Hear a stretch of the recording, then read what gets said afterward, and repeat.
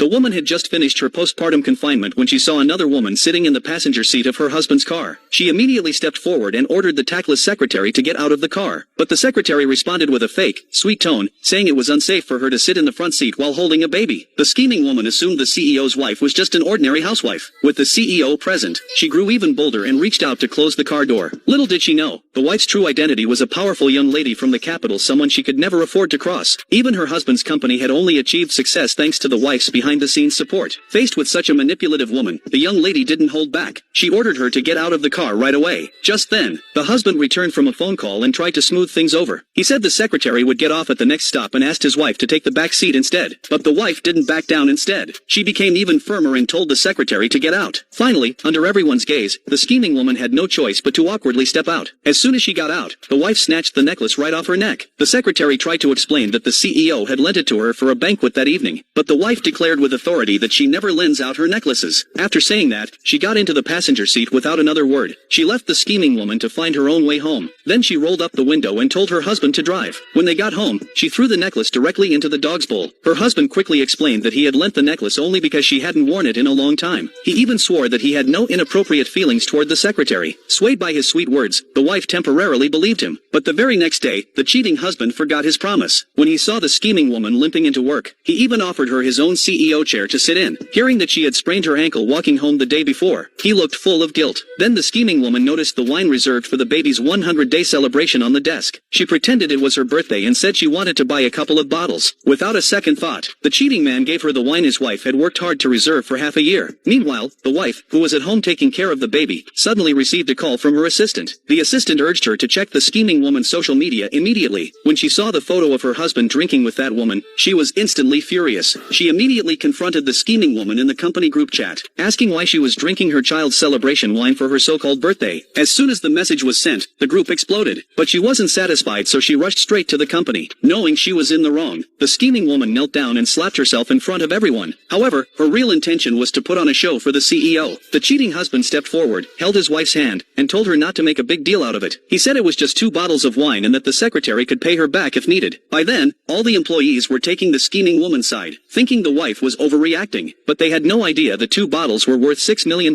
Not only that she had spent 6 months pulling strings to get them, since the scheming woman offered to pay for them, the wife had no choice but to show her the $6 million receipt. The scheming woman turned pale the moment she saw the price. There was no way she could afford to pay that much. Out of options, she had to turn to the CEO for help. But even he couldn't come up with that much money. He had no choice but to bring her along to apologize humbly to his wife. He claimed he had had too much to drink and took the photo without thinking, and begged his wife to let the secretary off the hook. Thinking of their